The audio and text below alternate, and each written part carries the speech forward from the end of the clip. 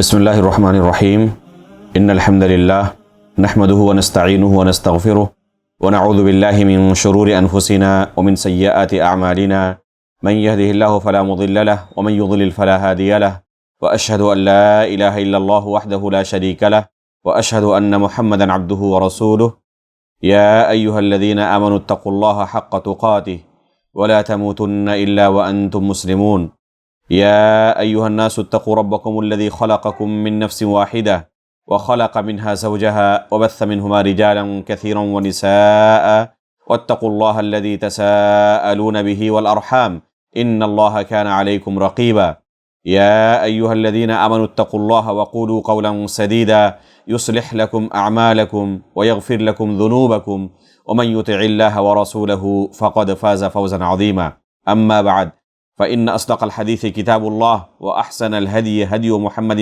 صلى الله عليه وسلم وشر الأمور محدثاتها وكل محدثة بدعة وكل بدعة ضلالة وكل ضلالة في النار۔ معزز و مکرم ناظرین، البر فاؤنڈیشن کے اس خصوصی درس میں ہم آپ کے سامنے ایک بہت ہی اہم موضوع کو لے کر حاضر ہیں، وہ ہے حج کیسے کریں۔ ابھی حج کا موسم بالکل ہمارے سر کے اوپر آنے ہی والا ہے۔ ہم ایک بہت ہی اہم اور عظیم عبادت کے اندر داخل ہونے والے ہیں، اس لیے مناسب معلوم ہوتا ہے کہ اس اہم عبادت کا طریقہ تفصیل کے ساتھ آپ کے سامنے رکھا جائے، تاکہ جو حضرات اس سال حج کرنے کے لیے جا رہے ہیں وہ صحیح طریقے سے اس عبادت کو انجام دے سکیں۔ کسی بھی عمل کو کرنے سے پہلے جاننا اور اس کے تعلق سے ضروری معلومات حاصل کرنا بہت ہی ضروری ہے۔ دنیا کا کوئی کام بغیر علم حاصل کیے کرنا ممکن نہیں، اسی طرح عبادت بھی ہے، چاہے وہ کوئی بھی عبادت ہو، بغیر اس عبادت کے متعلق علم حاصل کیے اسے صحیح طریقے سے انجام دینا ممکن نہیں ہے۔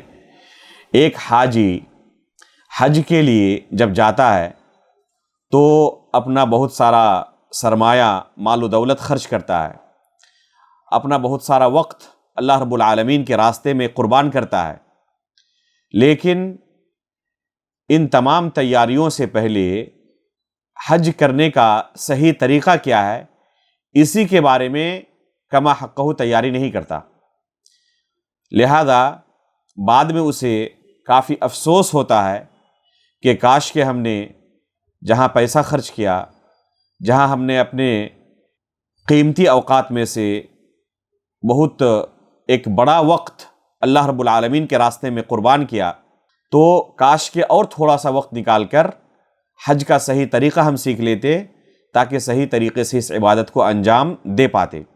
لیکن ظاہر سی بات ہے کہ بعد میں افسوس کرنے سے کوئی فائدہ نہیں ہے، اس لیے مناسب ہے کہ جو لوگ حج پر جا رہے ہیں وہ پہلے ہی اس کا صحیح طریقہ سیکھ لیں، تاکہ علم و بصیرت کی بنیاد پر جس طرح اللہ رب العالمین نے اس عبادت کو مشروع قرار دیا ہے اسی طریقے پر اس عبادت کو انجام دے سکیں۔ انشاءاللہ آج کے اس درس میں، آج کی اس مجلس میں تفصیل کے ساتھ آپ کے سامنے حج کا شروع سے لے کر آخر تک کا کیا صحیح طریقہ ہے بیان کرنے کی کوشش کی جائے گی۔ ایک حاجی جب حج کے لیے اپنے گھر سے نکلتا ہے تو سب سے پہلی چیز جس کی اسے ضرورت ہے وہ ہے کہ اپنے دل کے اندر اخلاص پیدا کرے کہ وہ صرف اللہ رب العالمین کی رضامندی کے لیے گھر سے نکل رہا ہے، اللہ رب العالمین کو خوش کرنے کے لیے وہ اپنا مال و دولت اور اپنا قیمتی وقت صرف کرنے کے لیے نکل رہا ہے۔ اگر اخلاص نہ ہو تو یہ تمام چیزیں جو وہ بظاہر قربان کر رہا ہے، یہ تمام کی تمام چیزیں رائیگاں اور برباد چلی جائیں گی، اور آخرت میں ان تمام اعمال کا اسے کوئی بدلہ نہیں ملے گا، بلکہ اگر اخلاص نہ ہو، ریاکاری کی وجہ سے، شہرت کی وجہ سے یا اور کسی دنیاوی غرض کی وجہ سے وہ حج کے لیے نکلے تو یہ اس کا عمل آخرت میں کہیں اس کے لیے وبال جان نہ بن جائے، یہ خطرہ اور یہ ڈر ہے۔ اس لیے سب سے پہلی چیز جسے ایک حاجی کو ضرورت ہے وہ ہے کہ وہ دل کے اندر اخلاص پیدا کرے کہ یہ میں اللہ رب العالمین کو راضی کرنے کے لیے، اسے خوش کرنے کے لیے عمل انجام دے رہا ہوں۔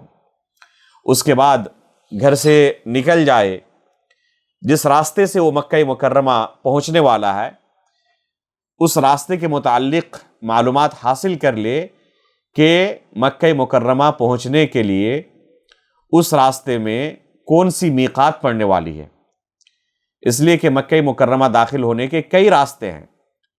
عموماً جو حجاج کرام انڈیا سے حج کرنے کے لیے تشریف لے جاتے ہیں وہ یلملم کے راستے سے مکہ مکرمہ پہنچتے ہیں، ان کی میقات یلملم ہوتی ہے، اور یلملم یہ جدہ ایئرپورٹ پہنچنے سے پہلے ہی آ جاتا ہے۔ اس لیے اگر کوئی حاجی ہندوستان سے جدہ ایئرپورٹ پہنچ رہا ہے تو اس کے لیے ضروری ہے کہ وہ پہلے ہی احرام کا لباس پہن لے۔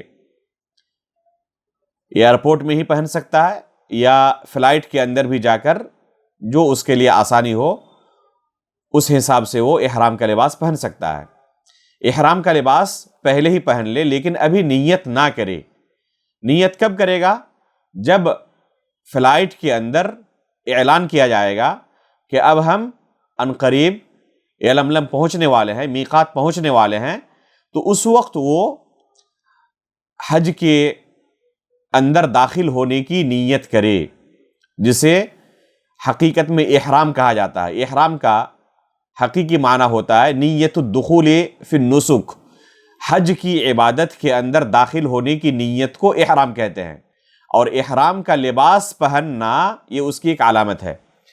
لہذا ایک حاجی کو چاہیے کہ جیسے وہ یلملم کے قریب پہنچے اور اعلان کیا جائے فلائٹ کے اندر کہ اب ہم یلملم پہنچنے والے ہیں، وہ جس حج کی نیت کر رہا ہے، جس حج کو کرنے کے لیے رخت سفر باندھا ہے، اس حج کی نیت کر لے۔ حج کی 3 قسمیں ہیں، حج افراد، حج قران اور حج تمتع۔ حج کی ان تینوں قسموں میں سے کوئی بھی قسم ایک حاجی ادا کر سکتا ہے، اس کی نیت کر سکتا ہے۔ البتہ ان تینوں اقسام میں سے سب سے افضل حج تمتع ہے۔ تینوں اقسام میں معمولی فرق ہے۔ حج افراد کے اندر صرف حج ہوتا ہے، عمرہ نہیں ہوتا۔ حج قران میں حج بھی ہوتا ہے اور عمرہ بھی ہوتا ہے، البتہ عمرہ سے فارغ ہونے کے بعد حاجی اپنے احرام سے حلال نہیں ہو پاتا جب تک کہ حج مکمل نہ ہو جائے۔ وہ احرام کے لباس میں ہی رہتا ہے، احرام کی حالت میں ہی رہتا ہے، اور اس کے لیے قربانی بھی ضروری ہوتی ہے۔ اگر قربانی اس کے پاس موجود نہ ہو تو وہ پھر اس کے بدلے 10 روزے رکھ سکتا ہے، 3 روزے ایام حج میں اور باقی 7 روزے بعد میں وہ رکھ کر اپنے حج کی اصلاح کر سکتا ہے، اگر اس کے پاس قربانی کا جانور موجود نہ ہو۔ قربانی کے پیسے اس کے پاس اگر نہ ہو تو اس طریقے سے وہ 10 روزے رکھ کر اس کی تلافی کر سکتا ہے۔ تو یہ حج قران کا طریقہ ہے کہ اس میں حج اور عمرہ دونوں کی نیت ہوتی ہے، لیکن عمرے سے فارغ ہونے کے بعد حاجی احرام کا لباس نہیں کھول سکتا۔ کب کھولے گا؟ جب وہ اپنے حج سے فارغ ہو جائے گا۔ حج کے دن یعنی 10ویں تاریخ کو 4 اعمال میں سے اگر 2 عمل کر لیتا ہے تو پھر وہ اس کے بعد احرام کا لباس کھول سکتا ہے۔ اور جہاں تک حج تمتع کی بات ہے تو یہ سب سے افضل طریقہ ہے، حج کا سب سے افضل حج ہے یہ۔ اس میں حج اور عمرہ دونوں کیا جاتا ہے، اس لیے سب سے افضل یہی ہے۔ ایک حاجی کے پاس اگر استطاعت ہو تو حج اور عمرہ دونوں کی نیت کرے، وہ یعنی حج تمتع کرے۔ اس کا طریقہ یہ ہے کہ جب انڈیا سے وہ جائے تو فلائٹ کے اندر نیت صرف عمرے کی کرے، اللہم لبیک عمرتن کہے، اور پھر اس کے بعد تلبیہ پکارنا شروع کر دے، لبیک اللہم لبیک لبیک لا شریک لک لبیک ان الحمد والنعمت لک والملک لا شریک لک۔ ان الفاظ کو تلبیہ کہتے ہیں۔ جیسے ہی وہ نیت کر لے نسک کے اندر داخل ہونے کی، عبادت کے اندر داخل ہونے کی، اس وقت سے وہ تلبیہ پکارنا شروع کر دے۔ جب تک خانہ کعبہ نظر نہ آ جائے وہ تلبیہ پکارتا رہے، جب تک خانہ کعبہ نظر نہ آ جائے تلبیہ وہ پکارتا رہے۔ جتنا زیادہ ممکن ہو سکے وہ اپنے اوقات کو تلبیہ ہی پکارنے میں گزارے۔ دوسرے کاموں میں مشغول ہونا اور فضول کی باتیں کرنا دوست و احباب کے ساتھ اس وقت مناسب نہیں ہے۔ آپ کا یہ وقت انتہائی قیمتی ہے، یہ وقت آپ کو زندگی میں دوبارہ ملنے والا نہیں ہے۔ پرانے زمانے میں حجاج کرام جب نیت کرتے میقات سے تو مکہ مکرمہ پہنچنے میں انہیں کافی وقت لگتا، کئی دن بلکہ ہفتہ یا اس سے زیادہ وہ احرام کی حالت میں ہوتے اور تلبیہ پکار رہے ہوتے۔ آج کل اللہ کے فضل و کرم سے جو تیز رفتار سواریاں ہمیں حاصل ہیں، ان سواریوں کی مدد سے چند گھنٹوں کے اندر ہم مکہ مکرمہ پہنچ جاتے ہیں اور تلبیہ پکارنے کا ہمیں بہت زیادہ وقت نہیں ملتا۔ اس کے باوجود بھی اگر ایک حاجی اس مختصر وقت کو بھی فضول کی باتوں میں گنوا دے تو یہ بہت بڑی بدنصیبی اور محرومی ہوگی۔ اس لیے ایک حاجی کو چاہیے کہ جیسے ہی وہ حج کی نیت کرے یا عمرے کی نیت کرے اس کے بعد تلبیہ پکارنے میں مشغول رہے، جتنا زیادہ ممکن ہو سکے وہ تلبیہ پکارتا رہے۔ لبیک اللہم لبیک کے جو کلمات ہیں یہ جتنا زیادہ ہو سکے وہ پڑھتا رہے اور اونچی آواز میں پڑھے۔ اس طرح وہ عبادت کے اندر داخل ہو جائے گا، چاہے عمرے کی نیت کیا ہو اس نے یا حج کی نیت کیا ہو، وہ عبادت کے اندر داخل ہو گیا۔ اگر وہ حج تمتع کر رہا ہے تو اسی طرح صرف عمرے کی نیت کرے گا، اللہم لبیک عمرتن کہے گا۔ اگر اپنا حج کر رہا ہے، اگر کسی دوسرے کی طرف سے حج کر رہا ہے، حج بدل کر رہا ہے، یہ جائز ہے کہ انسان دوسرے کی طرف سے حج کرے، لیکن اس کے لیے شرط ہے کہ پہلے اس نے اپنا حج کر لیا ہو۔ اگر دوسرے کی طرف سے حج کر رہا ہے پہلے اپنا حج کر لیا ہو، دوسرے کی طرف سے اگر عمرہ کر رہا ہے تو پہلے اس نے اپنا عمرہ کر لیا ہو، یہ شرط ہے۔ اگر اس نے پہلے اپنا عمرہ نہیں کیا ہے یا اپنا حج نہیں کیا ہے اور دوسرے کی طرف سے عمرہ یا حج کر رہا ہے تو یہ جائز نہیں ہے۔ یہ حج یا یہ عمرہ جو دوسرے کی طرف سے اس نے نیت کی تھی اور خود اپنا حج یا عمرہ نہیں کیا تھا، یہ خود اسی کا اپنا حج عمرہ ہوگا۔ دوسرے کی طرف سے جو اس نے نیت کی تھی یہ دوسرے کی طرف سے نہیں ہوگا اور بعد میں اسے دوسرے کی طرف سے کرنی پڑے گی۔ یہ دوسرے کی طرف سے کیا گیا عمرہ اگرچہ اس نے نیت دوسرے کی طرف سے کی ہے یا حج دوسرے کی طرف سے نیت کی ہے، دوسرے کی طرف سے ابھی ادا نہیں ہوگا اور اس کے ذمے باقی رہے گا۔ تو اس طرح وہ عمرے کے اندر ابھی داخل ہو جائے گا اگر حج تمتع کر رہا ہے، اور تلبیہ پکارتا رہے گا یہاں تک کہ مکہ مکرمہ پہنچ جائے، خانہ کعبہ پہنچ جائے۔ مکہ مکرمہ پہنچنے کے بعد اپنے ہوٹل میں بہت زیادہ وقت نہ گزارے، اگر بہت زیادہ تھکا ہوا ہے تو تھوڑا آرام کر سکتا ہے، لیکن جیسے وہ مطمئن ہو جائے، ریلیکس ہو جائے، پھر وہ خانہ کعبہ پہنچے اور عمرہ ادا کرے۔ اگر اس نے حج تمتع کیا ہے تو اس عمرے سے فارغ ہونے کے بعد حلال ہو جائے گا، احرام کا لباس کھول دے گا اور سلے ہوئے کپڑے پہن لے گا۔ لیکن اگر اس نے حج افراد کیا ہے یا حج قران کی نیت کیا ہے تو اس عمرے سے فارغ ہونے کے بعد وہ احرام کا لباس نہیں کھول سکتا۔ عمرے کا طریقہ یہ ہے کہ وہ شروعات حجر اسود سے کرے۔ جیسے حجر اسود کے پاس پہنچے وہ اپنی آنکھوں سے حجر اسود کو دور سے دیکھ بھی سکتا ہے، اگر بھیڑ کم رہے تو اس کا بوسہ بھی لینا مستحب ہے، لیکن بھیڑ زیادہ ہونے کی صورت میں دوسروں کو تکلیف دے کر حجر اسود کا بوسہ لینا مناسب نہیں ہے، کیونکہ یہ ایک مستحب عمل ہے اور دوسروں کو تکلیف دینا حرام ہے، اور یہ جائز نہیں ہے کہ ایک مستحب عمل کے لیے حرام کام کا ارتکاب کیا جائے۔ اس لیے اگر بہت زیادہ بھیڑ ہے تو بوسہ لینے کی کوشش نہیں کرنی چاہیے، لیکن اگر بھیڑ نہ ہو، آسانی کے ساتھ حجر اسود کا بوسہ لے سکتا ہو تو بوسہ لینا یہ افضل ہے۔ اگر بھیڑ زیادہ ہے تو صرف ہاتھ سے اشارہ کر دے، یہی کافی ہے۔ بسم اللہ اللہ اکبر کہہ کر حجر اسود سے اپنے طواف کی شروعات کرے گا۔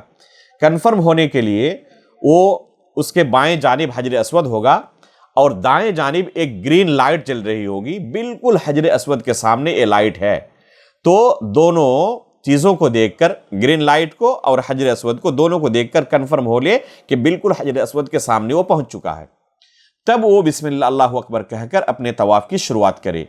بعض حاجیوں کو دیکھا جاتا ہے کہ بہت پہلے سے ہی وہ بسم اللہ اللہ اکبر کہہ کر طواف شروع کر دیتے ہیں۔ یہ طریقہ صحیح نہیں ہے، یہ غلط ہے۔ جیسے کہ رمضان شروع ہونے سے 1 دن یا 2 دن پہلے اگر کوئی روزہ رکھنا شروع کر دے تو اس کی گنجائش شریعت کے اندر نہیں ہے، اسی طرح طواف کی شروعات کا معاملہ ہے کہ اگر کوئی شخص حجر اسود پہنچنے سے پہلے ہی نیت کر لے اور طواف شروع کر دے تو یہ جائز نہیں ہے، شریعت میں اس کی گنجائش نہیں ہے۔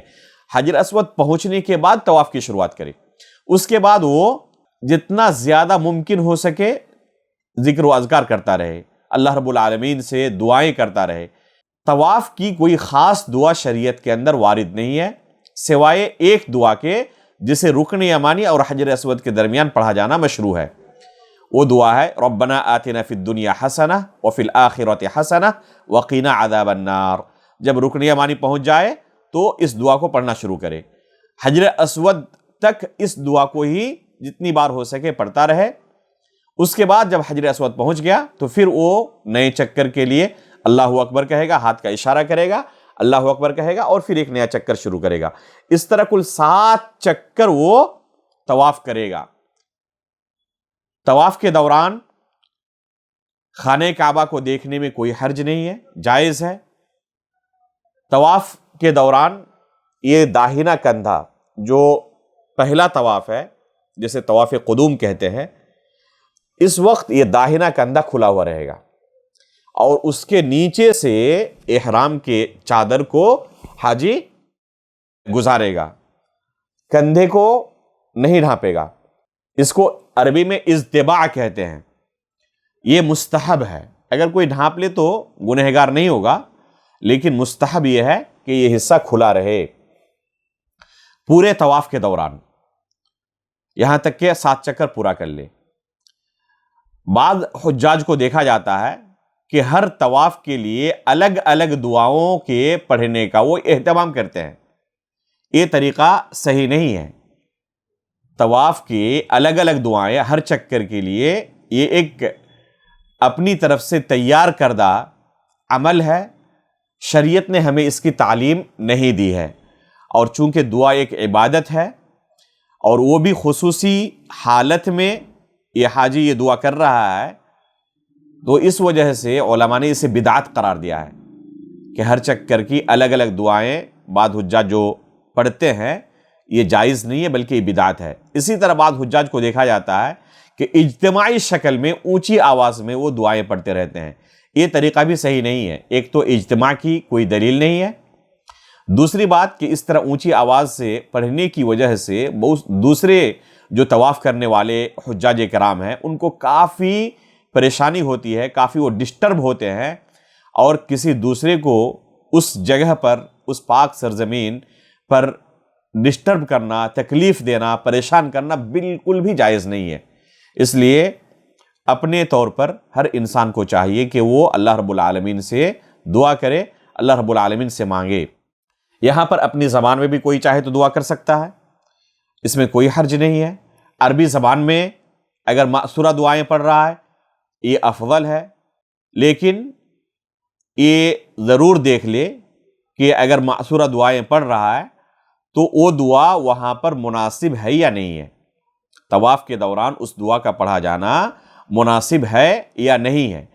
ایسا نہ ہو کہ مأثورہ دعاؤں کے پڑھنے کی وجہ سے وہ بعد ایسی دعائیں پڑھ لے جو وہاں پر پڑھنا مناسب نہیں ہے، یا اس کے لیے یہ دعا پڑھنا مناسب نہیں ہے۔ مثلا کوئی بیت الخلاء میں داخل ہونے کی دعا طواف کرنے کے دوران پڑھے تو یہ بالکل غیر مناسب ہے کہ بیت الخلاء والے دعا آپ طواف کے دوران خانہ کعبہ میں پڑھیں۔ تو اسی طرح اور بھی بہت ساری دعائیں شرعی طور پر جائز ہیں، خاص اوقات میں پڑھنے کے لیے شریعت نے ہمیں ترغیب دی ہے، تعلیم دی ہے۔ ان دعاؤں کو انہی جگہوں پر انہی اوقات میں پڑھنا مستحب ہے، خانہ کعبہ کا طواف کرتے وقت ان دعاؤں کا پڑھنا مناسب نہیں ہے۔ اپنی زبان میں بھی کوئی دعا کرنا چاہے اس کی بھی گنجائش ہے، البتہ یہاں پر رفع یدین کرنا یہ ثابت اللہ کے رسول سے نہیں ہے۔ یہ دعائیں بغیر ہاتھ اٹھائے کی جائیں گی، اجتماعی شکل میں بھی نہیں، انفرادی شکل میں اپنے اپنے طور پر جو اپنے لیے جو کچھ مانگنا چاہے اس کی گنجائش ہے۔ بکثرت اللہ رب العالمین کو یاد کرنا چاہیے، اپنے گناہوں کی بخشش طلب کرنی چاہیے، گناہوں سے توبہ کرنا چاہیے، اگر کوئی قرآن کی تلاوت بھی کرنا چاہے اس کی بھی گنجائش ہے، اگر ضرورت پڑنے پر کوئی اپنے کسی بھائی سے بات چیت کرنا چاہے اس کی بھی گنجائش ہے، جائز ہے کہ وہاں پر کوئی ضرورت کے بقدر بات چیت کرے۔ البتہ دنیاوی گفتگو میں طواف کے دوران مشغول ہونا بالکل مناسب نہیں ہے۔ یہ آپ کا وقت انتہائی قیمتی وقت ہے، اور اس قیمتی وقت کو دنیاوی شور و غل کے لیے اور دنیاوی معاملات کے لیے برباد کرنا انتہائی بد نصیبی اور محرومی ہے۔ اس لیے انسان کو چاہیے کہ زیادہ سے زیادہ اللہ رب العالمین سے یہاں پر دعا کرے، نیک دعائیں کریں، مناسب دعائیں کریں، خصوصاً اپنے گناہوں کی بخشش طلب کریں، اپنے گناہوں سے توبہ کریں۔ اس طرح 7 چکر تک آپ کو کرنا ہے۔ ہر چکر میں جب آپ حجر اسود تک پہنچیں گے تو اللہ اکبر کہہ کر نئے چکر کی شروعات کریں گے۔ اس طرح جب 7 چکر پورے ہو جائیں تو آپ کا طواف مکمل ہو گیا۔ اس کے بعد 2 رکعت نماز پڑھنا مستحب ہے، واجب نہیں ہے، مستحب ہے۔ یہ 2 رکعتیں اگر مقام ابراہیم میں ادا کی جائیں تو افضل ہے۔ اگر مقام ابراہیم میں دوسرے حضرات طواف کر رہے ہوں تو وہاں پر طواف کرنے کی جگہ میں ان 2 رکعتوں کا پڑھنا مناسب نہیں ہے، اس لیے کہ اس سے دوسرے لوگوں کو کافی پریشانی ہوگی اور دوسروں کو پریشان کرنا جائز نہیں ہے۔ جہاں پر بھیڑ بھاڑ نہ ہو، دوسرے لوگ بھی نماز پڑھ رہے ہوں، یا وہاں پر کسی کو تکلیف نہ پہنچ رہی ہو، تو ایسی جگہ پر نماز پڑھنی چاہیے، چاہے وہ تھوڑا دور ہی کیوں نہ ہو، مقام ابراہیم کے پیچھے ہو تو زیادہ بہتر ہے۔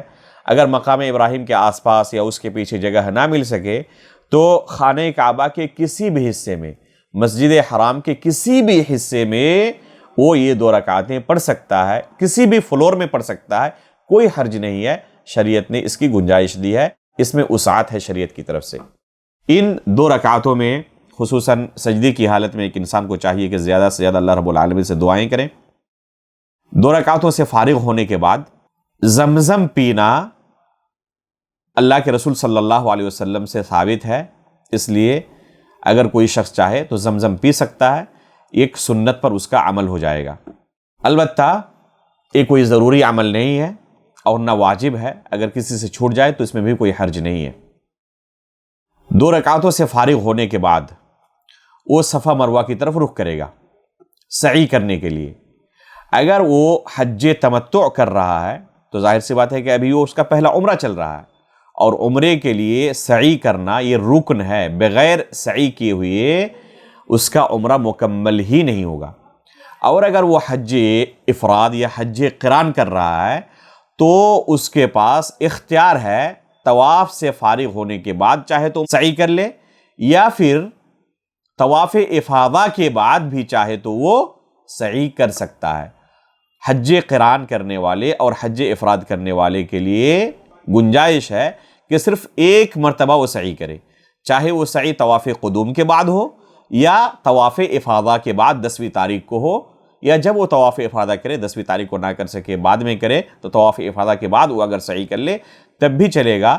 اگر طواف قدوم کے بعد اس نے سعی نہیں کی ہے تو اس میں کوئی حرج نہیں ہے۔ اگر وہ سعی کر رہا ہے، مثلا اگر وہ عمرہ کر رہا ہے، حج تمتع کر رہا ہے، تو سعی سے فارغ ہونے کے بعد پھر سر حلق کرے گا۔ سعی کرنے کا طریقہ یہ ہے کہ صفا پہاڑی پر پہلے پہنچے اور وہاں پہنچنے کے بعد قبلہ رخ ہو کر ہاتھ اٹھا کر دعائیں کریں۔ خصوصاً سعی کے شروع میں اللہ کے رسول صلی اللہ علیہ وسلم سے ایک دعا ثابت ہے۔ اللہ کے رسول صلی اللہ علیہ وسلم جب صفا پہاڑی پر پہنچے تو حدیث کے اندر وارد ہے کہ اللہ کے رسول صلی اللہ علیہ وسلم نے فرمایا ان الصفا والمروۃ من شعائر اللہ فمن حج البیت او اعتمر فلا جناح علیہ ان یطوف بہما۔ اس آیت کی تلاوت کے بعد اللہ کے رسول نے کہا ابدأ بما بدأ اللہ بہ، اللہ تعالیٰ نے جس پہاڑی سے شروعات کی ہے اس آیت میں اسی پہاڑی سے میں بھی شروع کروں گا۔ اور ان الصفا والمروۃ یہ جو آیت ہے اس میں صفا پہاڑی کا تذکرہ پہلے آیا ہے تو اللہ کے رسول نے صفا پہاڑی سے سعی کی شروعات کی ہے۔ صفا پہاڑی پر پہنچ کر ہاتھ اٹھا کر 3 مرتبہ یہ دعا پڑھے، لا الہ الا اللہ وحدہ لا شریک لہ لہ الملک ولہ الحمد یحیی ویمیت وہو علی کل شیء قدیر، لا الہ الا اللہ وحدہ انجز وعدہ ونصر عبدہ وہزم الاحزاب وحدہ۔ یہ دعا 3 مرتبہ پڑھے، اور 1 مرتبہ پڑھنے کے بعد پھر وہ دعا کرے۔ اگر لمبی دعا کر سکتا ہو تو یہ افضل ہے، یہ دعا کی قبولیت کی جگہ ہے، اس لیے جتنی زیادہ دعائیں کر سکتا ہو یہ اس کے لیے بہتر ہے۔ پھر دعا کرنے کے بعد دوبارہ اس دعا کو پڑھے، لا الہ الا اللہ وحدہ لا شریک لہ لہ الملک ولہ الحمد یحیی ویمیت وہو علی کل شیء قدیر، لا الہ الا اللہ وحدہ انجز وعدہ ونصر عبدہ وہزم الاحزاب وحدہ۔ اس طرح اس دعا کو 3 مرتبہ پڑھے اور بیچ میں دعائیں کرتا رہے، بلکہ اس وقت تکبیر بھی پڑھنا چاہے، تکبیر بھی پڑھنا بعض علماء نے کہا ہے کہ مستحب ہے۔ اس طرح وہ 3 مرتبہ اس دعا کو پڑھنے اور دوسری دعائیں جو وہ مناسب سمجھتا ہے پڑھنے کے بعد صفا پہاڑی سے سعی کی شروعات کرے گا۔ صفا پہاڑی سے جیسے ہی نیچے اترے گا 1 منٹ یا 2 منٹ چلنے کے بعد ہی اسے گرین لائٹیں دکھائی دیں گی۔ تھوڑی سی جگہ ہے جہاں پر گرین لائٹیں لگی ہوئی ہیں، اس جگہ پر اسے تیز دوڑنا ہے، اس جگہ پر اسے تیز دوڑنا ہے، اور پورے سعی کے دوران اسے بکثرت دعائیں پڑھنی ہیں۔ جتنا زیادہ ممکن ہو سکے ذکر و اذکار کے اندر اپنے آپ کو مشغول رکھیں اور بکثرت دعائیں پڑھتے رہیں۔ اپنی زبان میں بھی کوئی حاجی چاہے تو دعائیں کر سکتا ہے، اس کی گنجائش ہے، کوئی حرج نہیں ہے۔ اللہ رب العالمین ہر زبان کو سمجھتا ہے، اور یہ دعا کی قبولیت کی جگہ ہے، اس لیے ایک شخص کو چاہیے کہ بکثرت نیک دعائیں کرنے کا اہتمام کرے۔ اس طرح وہ چلتے چلتے دعا پڑھتے پڑھتے مروہ پہاڑی تک پہنچ جائے گا۔ مروہ پہاڑی پہنچنے کے بعد بھی اسی طرح وہ 3 مرتبہ اس دعا کو پڑھے جو صفا پہاڑی کے اوپر چڑھ کر اس نے پڑھا تھا، لا الہ الا اللہ وحدہ لا شریک لہ۔ اس دعا کو یہاں پر بھی 3 مرتبہ پڑھے اور ہاتھ اٹھا کر قبلہ رخ ہو کر جتنا ممکن ہو سکے وہ دعائیں کرتا رہے۔ اس طرح پھر وہاں دعا کرنے کے بعد پھر وہ صفا پہاڑی کی طرف آئے گا، اور وہاں بھی وہ جو گرین لائٹیں لگی ہوئی ہیں وہاں پر پھر تیز دوڑے گا، اور پورے سعی کے دوران وہ جتنی زیادہ ہو سکے دعائیں پڑھتا رہے گا، اللہ رب العالمین سے طلب کرتا رہے گا، جو بھی اسے حاجت ہے اللہ رب العالمین سے وہ طلب کر لے۔ اس طرح پھر وہ صفا پہاڑی تک آ جائے گا۔ صفا پہاڑی سے مروہ پہاڑی تک پہنچنا اسے شرعی اعتبار سے 1 چکر کہا گیا ہے، اور پھر مروہ پہاڑی سے صفا پہاڑی تک آنا یہ دوسرا چکر ہے۔ اس نے شروعات صفا سے کی تھی، اور پھر صفا پہنچ گیا تو یہ 1 چکر نہیں ہوا، بظاہر گرچہ 1 چکر لگے لیکن شریعت نے اسے 2 چکر شمار کیا ہے۔ اس طرح صفا پہاڑی سے شروع کر کے مروہ پہاڑی تک پہنچے گا، پھر مروہ سے صفا، پھر صفا سے مروہ، اس طرح کرتے کرتے 7 چکر جب اس کے ہو جائیں گے تو اس کی سعی مکمل ہو گئی۔ اس لیے سعی کی شروعات صفا پہاڑی سے ہوگی اور سعی کا اختتام مروہ پہاڑی پر ہوگا۔ جب اس طرح اس کی سعی مکمل ہو جائے تو پھر اپنے سر کے بال کو یا تو چھوٹا کر لے یا پھر سر کے بال کو منڈوا دے، حلق کر لے۔ قصر کرنا یعنی بالوں کو چھوٹا کرنا، یا حلق کرنا یعنی بالوں کو منڈوا دینا، دونوں طریقہ اللہ کے رسول سے ثابت ہے، سنت سے اس کی دلیل موجود ہے۔ البتہ افضل حلق کرنا ہے، افضل یہ ہے کہ اپنے سر کے بالوں کو حلق کر لے، منڈوا دے۔ لیکن اگر کوئی شخص 2 دن 1 دن پہلے ہی عمرے سے فارغ ہو رہا ہے تو اس وقت حلق کرنا اس کے لیے بہتر نہیں ہے، کیونکہ پھر اسے 2 دن کے بعد دوبارہ سعی کرنی ہے، اور پھر سعی کے بعد اسے اپنے سر کے بالوں کو منڈوانا ہے یا چھوٹا کرنا ہے۔ اگر 2-3 دن پہلے ہی وہ حلق کرا لیتا ہے، منڈوا لیتا ہے، تو پھر اس کے سر پہ بال ہی نہیں رہیں گے، پھر وہ کیسے وہ حلق کرائے گا یا پھر سر کے بالوں کو کیسے کاٹے گا، ایک مسئلہ پیدا ہوگا۔ البتہ اگر اس طرح وہ حلق کر لیتا ہے تو یہ کوئی گناہ کا کام نہیں ہے، البتہ افضل نہیں ہے کہ اس وقت حلق کرائے۔ اگر کوئی کر لیتا ہے یا کسی کے سر پہ پہلے سے ہی بال نہیں ہے تو وہ شخص بھی استرے کو اپنے سر کے اوپر پھیر لے گا۔ اگر 1-2 دن پہلے حلق کرایا ہے تو ظاہر سی بات ہے کہ سر پر ابھی بال نہیں ہوں گے، وہ شخص بھی حج سے فارغ ہونے کے بعد، حج کے اندر سعی سے فارغ ہونے کے بعد اپنے سر کے اوپر استرا چلا لے گا۔ اس طرح اس کا عمرہ مکمل ہو گیا۔ اگر حج تمتع کر رہا ہے تو اس کے بعد وہ احرام کا لباس کھول دے گا۔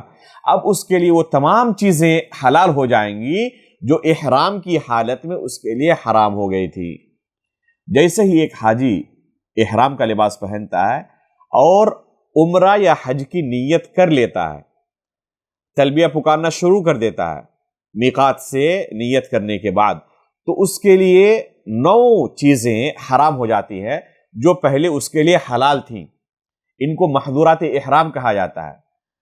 اس لیے ایک حاجی کو چاہیے کہ جب وہ احرام کی حالت میں رہے تو ان تمام چیزوں سے پرہیز کرتا رہے، بچتا رہے۔ اس کے لیے جائز نہیں ہے کہ احرام کی حالت میں ان 9 میں سے کسی چیز کا ارتکاب کرے۔ وہ 9 چیزیں کیا ہیں جن کا ارتکاب حالت احرام میں جائز نہیں ہے، جن کو محظورات احرام کہا جاتا ہے؟ پہلی چیز ہے سر کا بال کاٹنا یا اکھاڑنا، اس کے لیے جائز نہیں ہے۔ دوسری چیز ہے ناخن کاٹنا یا ناخن اکھاڑنا جائز نہیں ہے۔ بعض لوگوں کی عادت ہوتی ہے کہ دانت سے ناخن چباتے رہتے ہیں، کاٹتے رہتے ہیں۔ ایسے لوگوں کو چاہیے کہ وہ احرام کی حالت میں پرہیز کرے، اس طرح ناخن نہ چبائے، ناخن نہ کاٹے۔ تیسرا ہے خوشبو استعمال کرنا۔ چوتھا ہے کسی مرد کا اپنے سر کو ڈھانپنا۔ عورتوں کے لیے جائز ہے لیکن مردوں کے لیے جائز نہیں کہ احرام کی حالت میں اگر ہو تو اپنے سر کو ڈھانپے۔ اگر کوئی حاجی غلطی سے اپنے سر کو ڈھانپ لیتا ہے تو اس میں کوئی حرج نہیں ہے، یا اس کو مسئلے کا علم نہیں تھا اس لیے ڈھانپ لیا اس نے، تو اس میں کوئی حرج نہیں ہے، لیکن جان بوجھ کر کوئی نہ ڈھانپے۔ اگر کوئی رات کو سویا ہے اور نیند کی حالت میں اسے اپنے سر کو ڈھانپ لیا، اے سی چل رہی تھی اس لیے کافی ٹھنڈی لگ رہی تھی، اور اس نے کیا کیا، اپنے احرام کے لباس سے اپنا پورا سر ڈھانپ لیا، تو نیند کی حالت میں اگر کوئی اس طرح کرے تو اس میں کوئی حرج نہیں ہے، چونکہ وہ جان بوجھ کر یہ نہیں کر رہا ہے اس لیے وہ گنہگار نہیں ہوگا۔ تو یہ خوشبو استعمال کرنا، سر کو ڈھانپنا، یہ جائز نہیں ہے۔ اور سر کو ڈھانپنے والا جو مسئلہ ہے یہ صرف مرد حضرات کے لیے ہے، عورتوں کے لیے نہیں ہے۔ عورتیں اپنا سر ڈھانپی ہوئی رہیں گی، وہ اپنا سر کھلا نہیں چھوڑیں گی۔ اسی طرح سلے ہوئے کپڑے کا پہننا، یہ بھی مرد حضرات کے لیے ہے، عورتوں کے لیے نہیں ہے۔ عورتوں کے لیے ان کا عام لباس ہی احرام کا لباس ہے، البتہ مردوں کے لیے سلے ہوئے کپڑے کا پہننا جائز نہیں ہے احرام کی حالت میں۔ اسی طرح خشکی کے جانور کا شکار کرنا جائز نہیں ہے احرام کی حالت میں۔ نہ خود شکار کرنا جائز ہے، نہ کسی دوسرے کو کسی جانور کے بارے میں خبر دینا یا اشارہ کرنا جائز ہے۔ احرام کی حالت میں نہ خود شکار کر سکتا ہے، نہ کسی دوسرے کی مدد کر سکتا ہے، نہ دوسرے کو مشورہ دے سکتا ہے۔ اسی طرح احرام کی حالت میں عقد نکاح کرنا کسی عورت کے لیے یا کسی مرد کے لیے جائز نہیں ہے کہ احرام کی حالت میں نکاح کرے، عقد کرے۔ اگر کوئی احرام کی حالت میں عقد کر لے، کسی سے نکاح کر لے، تو یہ نکاح منعقد نہیں ہوتا ہے، یہ شرعی طور پر ابھی وہ میاں بیوی نہیں بنتے۔ اگر نکاح احرام کی حالت میں انہوں نے کیا ہے تو بعد میں احرام سے فارغ ہونے کے بعد انہیں دوبارہ عقد کرنے کی ضرورت ہے اگر وہ شادی کرنا چاہتے ہیں تو۔ اسی طرح احرام کی حالت میں بیوی سے ہم بستری کرنا جائز نہیں، اور نہ بیوی کے ساتھ مباشرت جائز ہے، نہ جمع جائز ہے اور نہ مباشرت جائز ہے، بیوی کے ساتھ سونا جائز ہے۔ جمع کے علاوہ بھی دوسرے طریقوں سے بیوی سے فائدہ اٹھانا جائز نہیں ہے، بوس و کنار کرنا وغیرہ احرام کی حالت میں جائز نہیں ہے۔ یہ کل 9 چیزیں ہیں جن کا ارتکاب احرام کی حالت میں جائز نہیں۔ اگر کسی حاجی سے جان بوجھ کر ان میں سے کسی چیز کا ارتکاب ہو جائے تو اسے کفارہ ادا کرنا ضروری ہے۔ اگر اس نے مجبوری میں جان بوجھ کر اس طرح کے کسی عمل کا ارتکاب کیا ہے جو کہ احرام کی حالت میں اس کے لیے جائز نہیں تھا، تو وہ گنہگار نہیں ہوگا لیکن اسے کفارہ ادا کرنا پڑے گا۔ اور اگر بغیر کسی مجبوری کے اس نے ایسا کیا ہے تو وہ شخص گنہگار بھی ہے، اسے توبہ کی بھی ضرورت ہے، ساتھ میں کفارہ بھی ادا کرنے کی ضرورت ہے۔ لیکن اگر کوئی شخص جان بوجھ کر اس طرح کے کسی عمل کا ارتکاب نہیں کیا ہے، مثلا بال کاٹنا ہو یا ناخن اکھاڑنا ہو، ناخن کاٹنا ہو یا خوشبو استعمال کرنا ہو یا سر ڈھانپنا ہو، اس نے جان بوجھ کر نہیں کیا ہے، بھول چوک میں اس سے یہ عمل سرزد ہو چکا ہے، یا مسئلے کا علم نہ رہنے کی وجہ سے اس نے ایسا عمل کر لیا ہے، تو ایسے شخص کے اوپر کچھ بھی نہیں ہے۔ ایسا شخص نہ گنہگار ہوگا اور نہ ایسے شخص کو کوئی فدیہ ادا کرنا پڑے گا۔ اگر کسی نے جان بوجھ کر کیا ہے تو اس کے لیے فدیہ ہے، اگر مجبور تھا تو گنہگار نہیں ہوگا، مجبور نہیں تھا تو گنہگار بھی ہوگا، اور دونوں صورتوں میں چاہے مجبور تھا یا مجبور نہیں تھا، اگر جان بوجھ کر اس نے محظورات احرام کا ارتکاب کیا ہے تو وہ شخص کفارہ ادا کرنے پر ابھی مجبور ہے، اسے کفارہ ضرور ادا کرنا پڑے گا اگر اس کے پاس کفارہ ادا کرنے کی استطاعت ہے۔ کفارہ 3 چیزیں ہیں، یا تو وہ 3 روزہ رکھے، یا 6 مسکینوں کو کھانا کھلائے، یا پھر ایک جانور ذبح کرے۔ اگر جانور ذبح کر رہا ہے تو اس کا گوشت خود نہیں کھائے گا، فقراء مساکین کو کھلا دے گا۔ اگر جانور ذبح کر رہا ہے تو تینوں میں اختیار ہے اسے، چاہے جانور ذبح کرے، چاہے 3 روزے رکھے، یا چاہے تو وہ 6 مسکینوں کو کھانا کھلا دے۔ ان میں سے جو بھی عمل کرے وہ اس کے لیے کافی ہے۔ تو اگر اس نے حج تمتع کی نیت کی تھی، پہلے صرف عمرے کے لیے احرام باندھا تھا، تو اب عمرہ مکمل ہونے کے بعد احرام کا لباس کھول دے گا۔ اب اس کے لیے یہ تمام چیزیں جو احرام کی حالت میں حرام ہو گئی تھی حلال ہو جائیں گی، اور بیوی سے ہم بستری بھی جائز ہے، بوس و کنار بھی جائز ہے، خوشبو استعمال کرنا بھی جائز ہے، سلے ہوئے کپڑے پہننا بھی جائز ہے، بال ناخن کاٹنا بھی جائز ہے، شکار کرنا بھی جائز ہے۔ تمام چیزیں جو احرام کی حالت میں اس کے لیے حرام ہو گئی تھی اب حلال ہو جائیں گی۔ اب وہ 8ویں ذی الحجہ تک اسی طرح سلے ہوئے کپڑے میں رہے۔ 8ویں ذی الحجہ صبح کے وقت فجر کے بعد وہ منا کے لیے نکلے گا، اسے یوم الترویہ کہتے ہیں۔ اس دن منا کے اندر دن اور رات گزارنا مستحب ہے، واجب نہیں ہے۔ اور ایک حاجی جب نیکی کی نیت سے ہی رخت سفر باندھا ہے تو اس کے لیے مناسب نہیں ہے کہ یوم الترویہ کو 8ویں ذی الحجہ کو اپنے ہوٹل میں اپنے خیمے میں ہی موجود رہے اور منا نہ پہنچے۔ تو حاجی کو چاہیے کہ 8ویں ذی الحجہ کو صبح کے وقت وہ ظہر سے پہلے منا تشریف لے جائے اور یہ پورا دن منا میں گزارے، وہاں پر 5 وقت کی نمازیں ادا کرے، قصر کرتے ہوئے بغیر جمع کے، یعنی ہر نماز کو اس کے اصل وقت پر پڑھے لیکن قصر کر کے پڑھے۔ یہ قصر کر کے نماز پڑھنا حج کی وجہ سے ہے، یہ قصر کر کے نماز پڑھنا سفر کی وجہ سے نہیں ہے۔ اس لیے اگر کوئی مکے کا ہو اور وہ حج کر رہا ہے تو ظاہر سی بات ہے کہ منا اس کے لیے سفر نہیں ہے، پھر بھی وہ حج کی وجہ سے منا پہنچ کر قصر نماز ادا کرے گا، وہ پوری نماز نہیں پڑھے گا۔ تو یہ حکم مسافر کی وجہ سے نہیں بلکہ حج کی وجہ سے ہے۔ 5 وقت کی نمازیں ظہر، عصر، مغرب، عشاء اور فجر منا میں جا کر پڑھے، اور فجر کی نماز کے بعد 9ویں تاریخ کو جو کہ یوم عرفہ ہے، حجاج کرام وہ اس دن عرفات کے لیے نکلیں۔ فجر کی نماز کے بعد وہ عرفات کے لیے نکلیں۔ بہتر ہے کہ زوال سے پہلے وہ عرفہ پہنچ جائے، بعد میں بھی پہنچتا ہے تب بھی اس کی گنجائش ہے، کوئی حرج نہیں ہے۔ یا یہ ٹور یا ٹریولز والے یا مکتب والے فجر سے پہلے بھی اگر پہنچا دے تب بھی وہ حاجی گنہگار نہیں ہوں گے، حج ان کا صحیح ہوگا، اس میں کوئی حرج نہیں ہے، چونکہ ان کی اپنی استطاعت نہیں رہتی، اور بہت سارے حاجیوں کے لیے زوال کے وقت ہی پہنچنا دشوار کن ہوتا ہے، کافی زیادہ تعداد میں ہونے کی وجہ سے، خصوصاً جو بوڑھے ہوتے ہیں ان کے لیے کافی پریشانی ہوتی ہے۔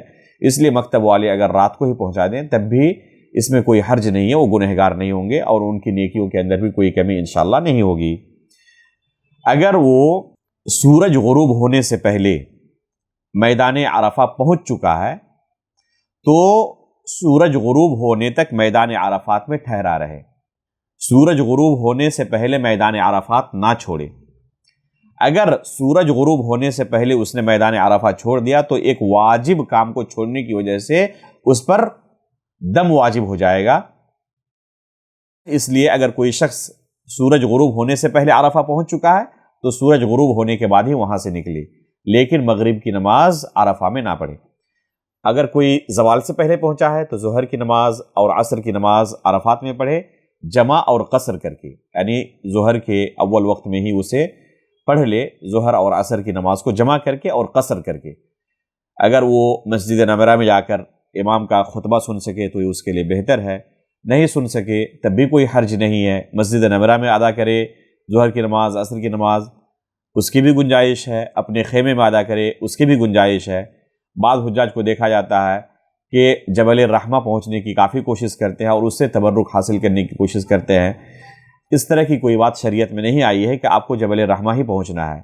عرفہ کے کسی بھی حصے میں آپ پہنچ گئے، آپ کا حج کمپلیٹ ہو گیا۔ البتہ یہ کنفرم کر لیں کہ میدان عرفات آپ پہنچ چکے ہیں، ایسا نہ ہو کہ حدود عرفات کے باہر ہی رہ جائیں اور وہیں سے آپ پھر واپس ہو جائیں اور آپ کا حج باطل ہو جائے۔ اگر کوئی میدان عرفات میں نہیں پہنچا ہے، باہر سے ہی واپس آ گیا تو اس کا حج نہیں ہوگا، حج باطل ہو جائے گا۔ 4 اعمال ایسے ہیں جو حج کے ارکان ہیں، ان میں سے کوئی ایک عمل بھی اگر کسی حاجی سے چھوٹ جائے تو اس کا اس سال کا حج برباد ہو جائے گا، پھر بعد میں اسے حج کرنا ضروری ہے۔ یہ 4 اعمال کیا ہے؟ پہلا عمل ہے حج میں داخل ہونے کی نیت کرنا، دوسرا عمل ہے طواف افاضہ کرنا، تیسرا عمل ہے سعی کرنا، اور چوتھا عمل ہے وقوف عرفہ کرنا، عرفات کے میدان میں جا کر ٹھہرنا۔ اگر 1 سیکنڈ کے لیے بھی عرفات کے میدان وہ پہنچ جائے اس کا حج صحیح ہو جائے گا، لیکن 1 سیکنڈ کے لیے بھی نہ جائے تو اس کا حج اس سال کا باطل ہو جائے گا۔ اللہ کے رسول نے الحج عرفہ کہا ہے کہ حج حقیقت میں وقوف عرفہ کا ہی نام ہے، اس لیے ایک حاجی کو چاہیے کہ وقوف عرفہ کا اہتمام کرے، بغیر وقوف کے وہ واپس نہ آئے۔ اگر مغرب سے پہلے نہیں پہنچ پایا تب بھی کوئی حرج نہیں ہے، مغرب کے بعد پہنچے، عشاء کے بعد پہنچے، اگر فجر کی اذان سے پہلے وہ میدان عرفات میں 1 سیکنڈ کے لیے بھی پہنچ جائے تو اس کا حج صحیح ہو جائے گا، لیکن فجر تک بھی نہ پہنچ پائے تو اس کا اس سال کا حج نہیں ہوگا، اسے بعد میں وہ حج کرنا ضروری ہے اگر اس پر حج فرض ہو چکا ہے تو۔ اگر کوئی حاجی بعد میں میدان عرفات پہنچتا ہے تو جتنی دیر ہو سکے وہ دعا کرے اور پھر وہاں سے واپس آ جائے مزدلفہ۔ اگر کوئی مغرب سے پہلے پہنچا ہے تب بھی یا مغرب کے بعد پہنچا ہے تب بھی وہ کوشش کرے کہ مغرب اور عشاء کی نماز مزدلفہ میں آ کر پڑھے۔ مغرب سے پہلے پہنچا ہے تو سورج غروب ہونے کے بعد وہ مزدلفہ کی طرف رخ کرے، پیدل جائے چاہے گاڑی میں جائے، دونوں کی گنجائش ہے، کوئی حرج نہیں ہے۔ مزدلفہ پہنچ کر مغرب اور عشاء کی نماز جمع کر کے قصر کر کے پڑھے۔ مغرب کی نماز 3 رکعت ہی پڑھے گا لیکن عشاء کی نماز صرف 2 رکعت پڑھے، اور سنت نہیں ہے، جیسے مغرب کے بعد یا عشاء کے بعد سنت ہے تو اس کے لیے جمع اور قصر کرنے کی صورت میں سنت نہیں ہے، وہ سنت نہ پڑھے، صرف وہ قصر کر کے نمازوں کو، فرض نمازوں کو ادا کرے۔ نماز سے فارغ ہونے کے بعد مزدلفہ میں کوئی عبادت نہیں کرنی ہے، جتنی جلدی ہو سکے سو جانا ہے، آرام کرنا ہے۔ آج کی رات آرام کی رات ہے، اللہ کے رسول صلی اللہ علیہ وسلم نے آرام کیا ہے، اس لیے مسنون طریقہ یہی ہے کہ مزدلفہ کی رات کو بالکل بھی کسی دوسرے عمل میں مشغول نہ ہوا جائے۔ یہاں پر قرآن کی تلاوت کرنا یا نفلی نمازیں پڑھنا یا ذکر و اذکار میں مشغول ہونا یہ کوئی اچھی بات نہیں ہے، اس لیے کہ آئندہ کل 10ویں تاریخ آنے والا ہے اور اس دن بہت سارے اعمال آپ کو انجام دینے ہیں۔ اگر رات کو آپ نے صحیح طریقے سے آرام نہیں کیا تو آپ کے لیے کافی مشکل ہو جائے گا 10ویں تاریخ کے اعمال کو انجام دینا۔ اس طرح رات بھر آپ آرام کرتے رہیں یہاں تک کہ فجر کا وقت ہو جائے، فجر کی نماز پڑھیں مزدلفہ کے اندر ہی، اس کے بعد دعا کریں۔ دعا کرنے کے بعد جب سورج طلوع ہو جائے، چاشت کا وقت ہو جائے، وہاں سے نکلیں منا کے لیے، اور منا پہنچنے کے بعد جمرہ عقبہ کو 7 کنکریاں ماریں۔ پہلے دن 10ویں تاریخ کو زوال سے پہلے کنکری مارنا جائز ہے، لیکن دوسرے اور تیسرے دن زوال کے بعد ہی کنکری مار سکتے ہیں، زوال سے پہلے نہیں۔ بلکہ اگر کوئی حاجی مجبور ہو تو فجر سے پہلے بھی کنکری جا کر مار سکتا ہے، مزدلفہ سے واپس آ سکتا ہے اور مینا میں آ کر کنکری مار سکتا ہے، اگر کوئی ضرورت مند حاجت مند ہے تو اس کے لیے اس کی گنجائش ہے۔ 7 कंकरियां वो छोटी छोटी कंकरियां हो और एकदम उस जगह पर जहां पर कंकरी मारनी है वो दीवार की शक्ल में अलामत बनी हुई है, वहां पहुंचने के बाद वो कंफर्म हो जाएं कि मेरी कंकरी उस हाउस के अंदर दाखिल हुई है। ऐसा ना हो कि दूर से ही वो कंकरी मारे और हाउस तक वो कंकरी पहुंचे ही ना। अगर वो कंकरी ना पहुंच सके तो इसका शुमार नहीं होगा। अगर मसलन किसी ने 7 कंकरियां मारी, उसमें से 2 कंकरी बाहर रह गई, हाउस के अंदर नहीं पहुंच सकी, तो उसकी 5 कंकरियां शुमार की जाएंगी, 7 कंकरियां नहीं होंगी। उसे मजीद 2 कंकरियां हाउस के अंदर पहुंचानी है, क्योंकि 2 कंकरी उसकी नहीं पहुंची थी। हर कंकरी के मारते वक्त अल्लाह अकबर कहे और वो संजीदगी और मतानत के साथ कंकरी मारता रहे। बाद लोगों को देखा जाता है कंकरी मारते वक्त बहुत ज्यादा गैज़ व गज़ब की हालत में रहते हैं, गुस्से के आलम में रहते हैं, और वो ये सोच रहे होते हैं कि हम शैतान को कंकरी मार रहे हैं। ये शैतान को कंकरी मारना लोगों की गलत फहमी है। वहां पर कोई शैतान कंकरियों के इंतजार में बैठा हुआ नहीं है, बल्कि ये अल्लाह रब्बुल आलमीन की तरफ से एक इबादत है। अल्लाह रब्बुल आलमीन के हुक्म की तामील में हम कंकरी मार रहे हैं, शैतान को नहीं मार रहे, बल्कि अल्लाह का हुक्म है कि यहां पर कंकरी मारी जाए, इसलिए मार रहे हैं। ये अल्लाह रब्बुल आलमीन के जिक्र व अज़कार के लिए, उसकी इबादत के लिए अमल अंजाम दिया जाता है। तो इस तरह 7 कंकरियां मारे। 7 कंकरियों से फारिग होने के बाद वो या तो अपना सर हलक करवा ले या बाल छोटे कर लें, जो भी करना चाहें जायज़ है, गुंजाइश है। हलक करना अफजल है, और अगर कोई कसर करना चाहे तो उसकी भी गुंजाइश है, उसमें कोई हर्ज नहीं है। उसके बाद तवाफ़ इफादा करें। तवाफ़ का जो तरीका हम पहले बता चुके हैं वही तरीका है, अलबत्ता इस तवाफ़ में इज्तिबा नहीं है, यानी ये कंधा खुला रखना नहीं, वो सिर्फ तवाफ़ क़ुदूम में था। तवाफ़ क़ुदूम के वक्त हमने कहा था कि ये कंधा खुला रहेगा, लेकिन वहां पर एक चीज़ और नोट कर लें, जैसे तवाफ़ आपका ख़त्म हो उसके बाद जो 2 रकात नमाज अदा करेंगे उस वक्त आप कंधे को खुला ना रखें, इसलिए कि अगर कंधा खुला रहे तो नमाज नहीं होती। जैसे ही तवाफ़ ख़त्म हो, नमाज पढ़ने के लिए आप अपने कंधे के ऊपर कपड़े डाल लें, उस चादर को कंधे के ऊपर कर लें। तो तवाफ़ इफ़ादा 10वीं तारीख को करना है। सर हलक करने के बाद या सर हलक करने से पहले, जो आपके लिए मुनासिब हो, आप जाके तवाफ़ इफ़ादा कर लें। अगर तवाफ़ इफ़ादा कोई उस दिन ना कर सके तब भी कोई हर्ज नहीं है, बाद में भी कर सकता है जब उसके लिए आसानी हो। अलबत्ता अफजल है कि 10वीं तारीख को तवाफ़ इफ़ादा कर ले। 10वीं तारीख को अगर कोई ना कर सके 11वीं को करे, 12वीं को करे, यहां तक कि अगर कोई शख्स ज़रूरत महसूस कर रहा हो तो तवाफ़ विदा तक तवाफ़ इफ़ादा को मुअख्खर कर सकता है, बल्कि ज़रूरत पड़ने पर तवाफ़ विदा करते वक्त ही दोनों की नीयत कर सकता है। अगर उसने तवाफ़ इफ़ादा नहीं किया है और तवाफ़ विदा करना शुरू किया उसने, तो नीयत कर सकता है कि ये मेरा तवाफ़ विदा भी है, तवाफ़ इफ़ादा भी है, इसकी गुंजाइश है शरीयत के अंदर। और फिर तवाफ़ विदा के बाद जाके वो उसकी सई चूंकि बाकी है, अगर वो हज तमत्तु कर रहा है और अगर हज इफ़राद या हज क़िरान कर रहा है और पहले उसने सई कर लिए उम्रे के बाद, तो अब उसे दोबारा सई करने की ज़रूरत नहीं है। लेकिन अगर उसने सई नहीं की है तो अब उसे सई करने की ज़रूरत है, इसलिए कि ये इस हज का रुकन है और इसके बगैर हज आपका मुकम्मल नहीं होगा, हज बातिल हो जाएगा। तो एक मरतबा सई करना ज़रूरी है हज क़िरान और हज इफ़राद करने वालों के लिए, और 2 मरतबा सई करना ज़रूरी है हज तमत्तु करने वालों के लिए। तो उसके बाद वो सई करे, सई से फारिग हो जाए, तवाफ़ से फारिग हो जाए, सई से फारिग हो जाए। उसके बाद एक अमल और है 10वीं तारीख का, वो है कुर्बानी करना।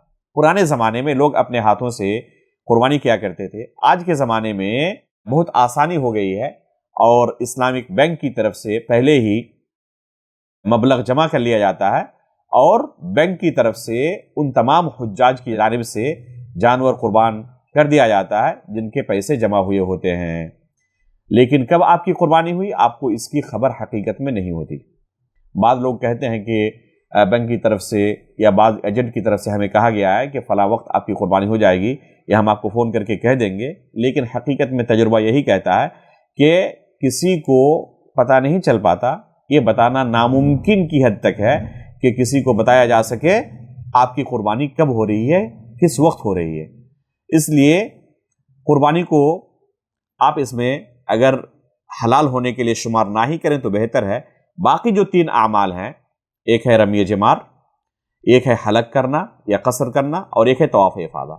इन तीनों में से कोई भी 2 अमल अगर आप कर लेते हैं तो आप इहराम का लिबास खोल सकते हैं اب آپ کے لیے احرام کے لباس میں رہنا ضروری نہیں ہے، لیکن ابھی تک بیوی سے مجامعت نہیں کر سکتے، جمع نہیں کر سکتے۔ تحلل اول اور تحلل صغریٰ آپ کے لیے ابھی حاصل ہوا ہے، تینوں اعمال کر لیں تو اس کے بعد بیوی سے بھی جمع کر سکتے ہیں۔ اب اس کے بعد مکمل طور پر آپ حلال ہو گئے اور 10ویں تاریخ کا آپ کا عمل مکمل ہو گیا۔ اس کے بعد 11ویں تاریخ کو بھی آپ کو کنکری مارنی ہے۔ اس دن تینوں جمرات میں، جمرہ اولا میں بھی، جمرہ وسطیٰ میں بھی اور جمرہ صغریٰ میں بھی، تینوں جمرات میں آپ کو کنکری مارنی ہے۔ وسطیٰ، صغریٰ، کبریٰ، تینوں میں کنکری مارنی ہے، یا جسے جمرہ عقبہ بھی کہتے ہیں۔ تینوں جمرات میں اس دن کنکری مارنی ہے اور زوال کے بعد مارنی ہے، 11ویں تاریخ کو، 12ویں تاریخ کو، اور اگر کوئی 13ویں تاریخ کو بھی مارنا چاہے تو 13ویں تاریخ کو بھی زوال کے بعد ہی وہ کنکری مار سکتا ہے۔ البتہ 10ویں تاریخ کو وہ زوال سے پہلے کنکری مار سکتا ہے، اس میں کوئی حرج نہیں ہے۔ اس طرح وہ 10ویں تاریخ کو، 11ویں تاریخ کو اور 12ویں تاریخ کو کنکری مارے گا۔ جو رات ہے، رات بھی وہ منا کے اندر ہی گزارے گا، اسے مبیت منا کہتے ہیں۔ اور یہ منا کے اندر رات گزارنا واجبات حج میں سے ہے۔ اگر کوئی شخص رات نہ گزارے تو اس پر دم واجب ہو جائے گا۔ کتنا حصہ رات کا گزارنا ہے؟ تو رات کا اکثر حصہ گزارنا ہے۔ مثلا اگر مغرب کی اذان سے لے کر فجر کی اذان تک کل 10 گھنٹے ہو رہے ہیں رات کے، تو 5 گھنٹے سے زیادہ کا وقت آپ کو منا کے اندر گزارنا ہے رات کا۔ اگر 5 گھنٹے سے زیادہ کا وقت آپ گزار لیتے ہیں، یعنی اگر 10 گھنٹے کی رات مکمل ہو رہی ہے تو پھر آپ نے اکثر حصہ گزار لیا، آپ کے اوپر جو واجب تھا آپ کا وجوب ساقط ہو گیا۔ لیکن آدھی رات سے کم اگر کوئی گزارے تو اسے نہیں کہا جائے گا کہ اس نے منا میں رات گزاری ہے، اس پر دم واجب ہو جائے گا۔ اس طرح آپ منا میں چاہے 2 دن رہیں چاہے 3 دن رہیں، عمل کرتے رہیں گے۔ 2 دن کے بعد کنکری مارنے کے بعد سورج غروب ہونے سے پہلے آپ اگر منا چھوڑنا چاہیں تو منا چھوڑ سکتے ہیں اور اپنا ہوٹل جا سکتے ہیں۔ اس کے بعد مکہ میں جب تک آپ کو رہنا ہے، اللہ رب العالمین کی عبادت میں مشغول رہیں، نماز پڑھنے میں، ذکر و اذکار میں، قرآن کی تلاوت میں، زیادہ سے زیادہ اپنا وقت مسجد حرام میں گزارنے کی کوشش کریں، عبادت کرتے رہیں۔ نفلی طواف کرنا چاہیں تو نفلی طواف بھی کر سکتے ہیں، البتہ نفلی طواف کرتے وقت سعی نہیں ہے، صرف طواف ہے، اور اس کے لیے احرام کا لباس پہننا ضروری نہیں ہے۔ عام لباس میں، سادے لباس میں آپ طواف کر سکتے ہیں۔ تو اس طرح آپ اپنے اوقات کو مشغول رکھیں اللہ رب العالمین کی عبادت میں، یہاں تک کہ مکہ چھوڑنے کا وقت آپ کا قریب آ جائے۔ جب مکہ چھوڑنے کا ایک دم وقت قریب آ جائے، آخری وقت آپ طواف کر کے مکے کو الوداع کہیں۔ اسے طواف الوداع کہتے ہیں، رخصتی کا طواف۔ یہ آخری عمل ہے مکے کے اندر آپ کا، اور یہ واجب ہے۔ اگر کوئی شخص طواف وداع نہ کرے تو اس پر فدیہ واجب ہو جائے گا، دم واجب ہو جائے گا، کیونکہ ایک واجب عمل ہے، طواف وداع واجب ہے۔ اگر کسی نے طواف افاضہ نہیں کیا تو ابھی اس کا رکن بھی باقی ہے، تو طواف وداع اور طواف افاضہ دونوں ایک نیت سے کر لے۔ ایک ہی طواف دونوں کی نیت کرنے کے ساتھ وہ کر سکتا ہے، اس میں کوئی حرج نہیں ہے۔ اس طرح طواف وداع سے فارغ ہونے کے بعد جتنی جلدی ممکن ہو سکے مکہ مکرمہ چھوڑ دے۔ اب اس کا الحمدللہ حج مکمل ہو چکا ہے۔ اب اس کے بعد وہ مدینہ جائے تو جا سکتا ہے، نہ جائے تب بھی حج کی صحت پر کوئی فرق نہیں پڑتا۔ حج کا کوئی ذرہ برابر تعلق مدینے سے نہیں ہے، حج کا پورا تعلق مکہ مکرمہ سے ہے۔ ذرہ برابر بھی حج کا کوئی عمل مدینے سے تعلق نہیں رکھتا۔ طواف وداع کے بعد آپ کا حج مکمل ہو چکا ہے۔ اب اس کے بعد آپ مدینے کی زیارت کرنے کے لیے جائیں، مسجد نبوی کی زیارت کرنے کے لیے جائیں، گنجائش ہے، جائز ہے آپ کے لیے جانا۔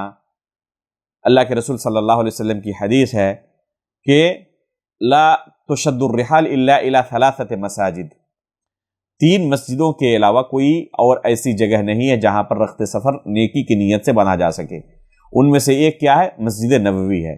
تو مسجد نبوی تک اگر کوئی شخص عبادت کی نیت سے جائے تو اس کی گنجائش ہے، جائز ہے یہ سفر، اور اس نیت سے کوئی سفر کرنا چاہے تو یہ ایک مشروع عمل ہے۔ اللہ کے رسول صلی اللہ علیہ وسلم سے ثابت ہے کہ مسجد نبوی ہو، مسجد حرام ہو یا مسجد اقصیٰ ہو، کوئی نیکی کی نیت سے سفر کر سکتا ہے۔ مدینے کا جو سفر ہوگا اس کی نیت مسجد نبوی کی زیارت ہوگی، مسجد نبوی کے اندر نماز پڑھنا ہوگا۔